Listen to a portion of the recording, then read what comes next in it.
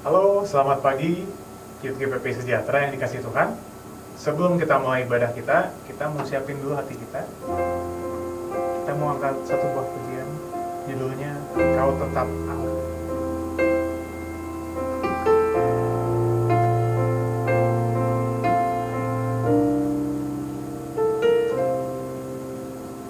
Betapa dahsyat Engkau Tuhan, Pencipta segala yang ada, dulu, sekarang, sampai selamanya. Hanya Engkau Tuhan,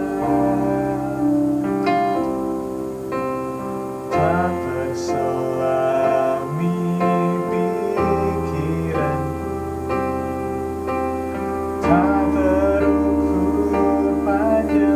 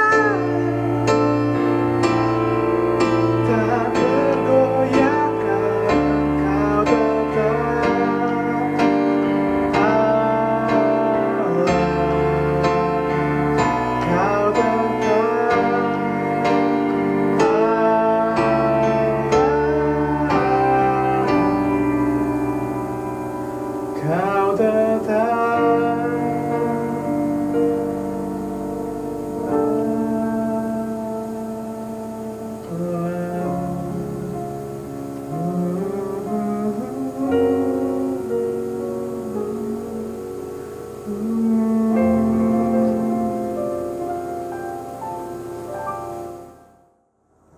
mari kita berdoa.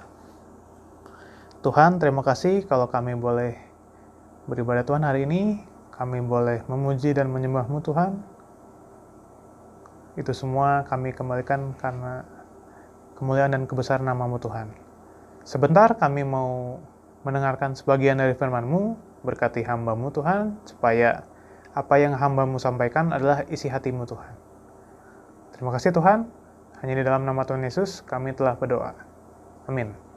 Oke, hari ini sharing di bulan ini, temanya kekudusan. Saya mau ambil di satu ayat firman Tuhan. Saya mau ambil di Ibrani pasal ke-12, ayat yang ke-14. Oke, sekali lagi ya. Ibrani pasal ke-12, ayat yang ke-14. Oke, saya bacakan. Berusahalah hidup damai dengan semua orang, dan kejarlah kekudusan. Sebab tanpa kekudusan, tidak seorang pun akan melihat Tuhan. Oke, sekali lagi. Berusahalah hidup damai dengan semua orang, dan kejarlah kekudusan. Sebab tanpa kekudusan, tidak seorang pun akan melihat Tuhan. Oke, kudus ya. Kekudusan. Suatu hal yang bisa dibilang semenjak perjanjian baru, semenjak Tuhan sudah mengorbankan dirinya di kayu salib, kekudusan ini jadi sedikit berbeda. Saya nggak bilang berbeda sebenarnya, cuma ada hal yang berbeda semenjak Tuhan mati di kayu salib. Yang pertama, yang paling terasa, kalau kita tilik lagi, kita baca lagi di Perjanjian Lama. Kalian tahu ya, Bait Allah, atau sekarang ibaratnya gedung gereja. Nah, di Bait Allah itu, tadinya ada beberapa bagian dalam Bait Allah. Salah satunya adalah ada ruang Maha Kudus. Di situ, di ruang Maha Kudus itu, ada semacam tirai yang membatasi ruang Maha Kudus dan ruang kudus. Jadi ada ruang kudus dan Maha Kudus. Nah, biasanya di ruang Maha Kudus hanya ada satu orang saja yang bisa dibilang seperti pendetanya, pendeta atau gembala yang masuk ke dalam. Hanya itu saja. Ketika Tuhan sudah mati di kayu salib dan menebus dosa kita, seakan-akan ruang Maha Kudus itu terbuka. Siapapun kita, nggak harus kita jadi pendeta, nggak harus jadi pelayan Tuhan, tapi harusnya kita pelayan Tuhan ya, karena jemaat. Kita bisa langsung berkomunikasi dengan Tuhan, tanpa embel-embel apapun. Nah, itu adalah suatu hal yang luar biasa, pengorbanan Tuhan di kayu salib, sehingga koneksi antara manusia dengan Tuhan bisa lebih mudah. Nggak seperti dahulu kala, kita yang bisa connect langsung hanya mungkin nabi, pendeta, pemuka agama dan sebagainya. Kalau sekarang semuanya bisa. Oke. Dan sini kekudusan. Kekudusan itu sendiri bisa dibilang adalah sifatnya Tuhan, dan kita harus menjaga kekudusan. Di sini di Ibrani ini kita harus mengejar kekudusan. Mengapa mengejar? Yang paling pertama, karena kita sudah jatuh dalam dosa, seakan-akan kekudusan itu tidak jadi identitas asli kita, karena kita sudah jatuh dalam dosa. Oke. Jadi di sini di Ibrani ini kita harus mengejar kekudusan, karena kudus itu kembali lagi sifatnya Tuhan. Oke. Kekudusan. Nah, di sini berusaha hidup damai dengan semua orang. Oke. Dengan semua orang. Karena kalau kata pepatah bilang 1000 teman lebih sedikit daripada 1 orang musuh. Oke. 1000 orang teman lebih sedikit daripada 1 orang musuh. Karena musuh itu satu aja kayaknya terasa banyak banget. Seakan-akan musuh itu kayak ada di otak kita, misalnya terngiang-ngiang terus, jadi ada kayak semacam ujaran kebencian yang sebenarnya nggak boleh kita simpen di diri kita. Oke? Di sini harus berusaha hidup damai dengan semua orang. Damai. Oke? Dan di sini di bawahnya juga, sebab tanpa kekudusan tidak seorang pun akan melihat Tuhan.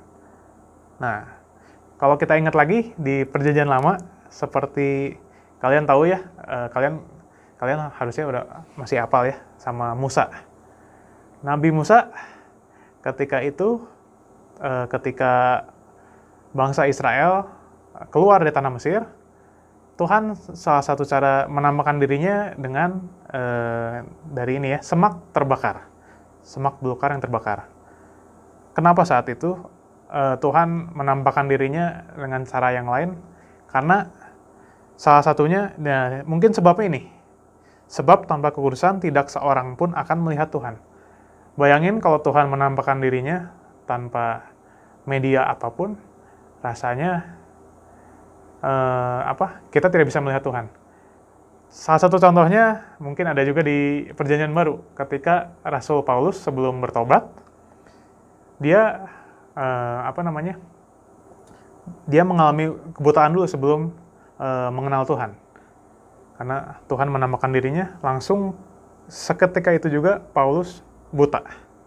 Karena cahaya Tuhan, kekudusan Tuhan terlalu terang sehingga sampai membuat buta. Karena kita belum kudus. Oke. Nah, sharing singkat saya hari ini saya tutup di sini. Saya ulang lagi, berusahalah hidup damai dengan semua orang dan kejarlah kekudusan. Sebab tanpa kekudusan tidak seorang pun akan melihat Tuhan. Nah, saya percaya di kehidupan kita, mungkin kekudusan itu sendiri mungkin nggak mudah, tapi nggak ada yang nggak mungkin. Saya rasa semua hal bisa kita lakukan dengan bantuan Tuhan sendiri. Oke? Kekudusan.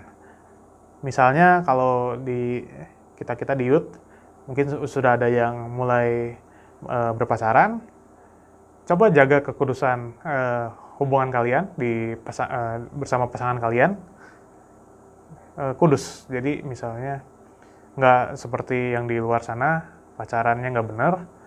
Kalian harus jadi contoh. Kalau misalnya kalian sudah pacaran, kalian harus jadi contoh sehingga orang-orang sekitar kalian bisa merasakan kalau kalian itu bukan orang-orang biasa, kalian itu anak-anak Tuhan. Amin. Nah, seperti itu salah satu contohnya, kekudusan. Pribadi sendiri juga kita bisa dari ya, kalau kita baca Alkitab, banyak contoh-contoh di Alkitab yang melakukan hal-hal yang kudus yang bisa jadi contoh untuk hidup kita. Oke? Itu aja sharing saya hari ini. Mari kita berdoa. Tuhan, terima kasih kalau kami boleh beribadah Tuhan hari ini Tuhan. Itu semua karena anugerah-Mu. Kami boleh beribadah Tuhan, meskipun di rumah kami masing-masing. Kami percaya Engkau hadir Tuhan di tengah-tengah kami Tuhan. Terima kasih juga untuk firman-Mu Tuhan yang menguatkan kami lebih lagi. Ajar kami lebih lagi Tuhan untuk menjaga kekudusan kami Tuhan. Biar apa yang kami lakukan, apa yang kami kerjakan bisa menyenangkan hati Tuhan. Terima kasih Tuhan.